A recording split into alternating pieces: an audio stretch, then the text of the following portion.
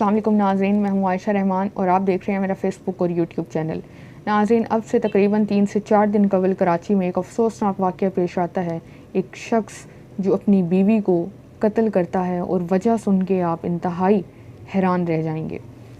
नाज़रीन, कराची में ये अफसोसनाक वाक़या पेश आया और जो इब्तदाई मालूमात थी वो बड़ी हैरानकुन थी। ये शख्स अपनी घर की बैल्कनी के बाहर खड़े होकर ज़ोर ज़ोर से चिल्ला रहा होता है और कहता है कि फ़ौरन मीडिया को बुलाया जाए, मैंने मीडिया से बात करनी है, मुझे लाइव आना है।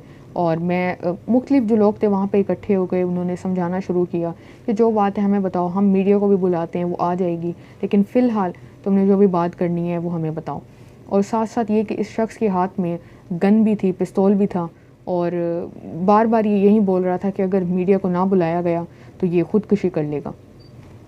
खैर, वहाँ पे जो चंद लोग मौजूद थे उन्होंने ये किया कि पुलिस को फ़ौरन इन्फॉर्म किया और पुलिस को बताया कि इस तरह से एक मामला जो है पेश आ गया है और ये शख्स जो है ये बार बार यही कह रहा है कि मैं ख़ुदकुशी कर लूँगा अगर मीडिया को ना बुलाया गया।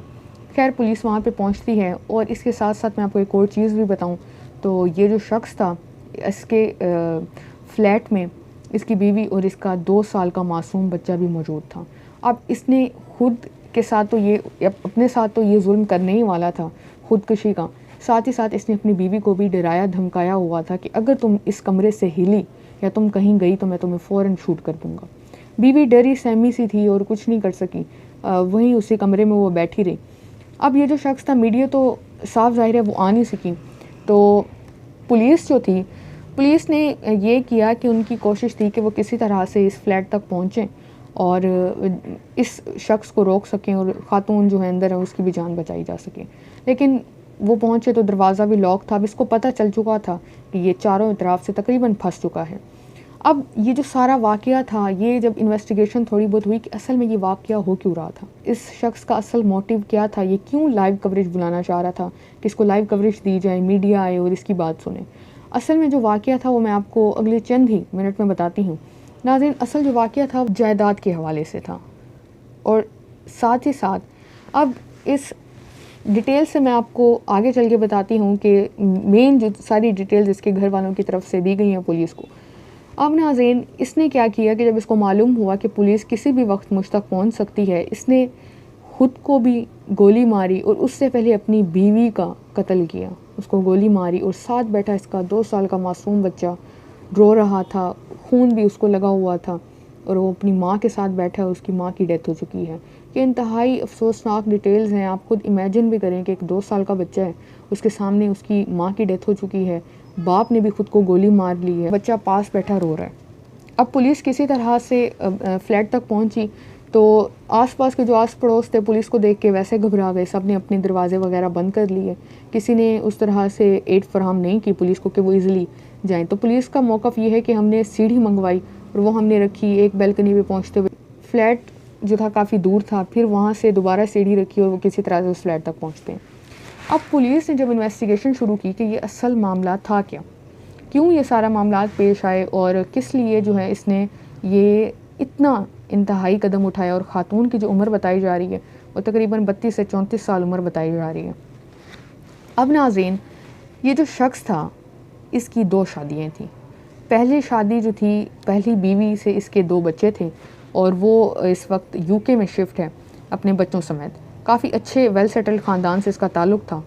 गोली चलाने से पहले ये जो शख्स था, इसने घर की गैलरी में खड़े होकर मीडिया को कवरेज के लिए बुलाने का मुतालबा किया, जबकि पुलिस ने इसे रोकने की भी कोशिश की, समझाने की भी कोशिश की। आखिरकार पुलिस के मुताबिक, पुलिस का ये कहना है कि इसने अपनी अहलिया को कत्ल किया और ये जो शख्स था इसने ख़ुदकुशी करने से केवल बैल्कनी में ये खड़ा रहा। पुलिस ने मज़ीद बताया कि घर के दरवाजे पर कुंडी इसने लगाई हुई थी, फिर सीढ़ी रखी गई और इसने कहा कि मुझे बराह रास्त नशर किया जाए, लाइव कवरेज दी जाए, वरना मैं इस तरह से सारा ये जो अपने साथ भी अपने आप को तो कत्ल करूँगा, ये अपनी वाइफ को भी। अब ये जो शख्स था, इसकी करियाने की दुकान थी उसी ही फ्लैट के थोड़े से पास।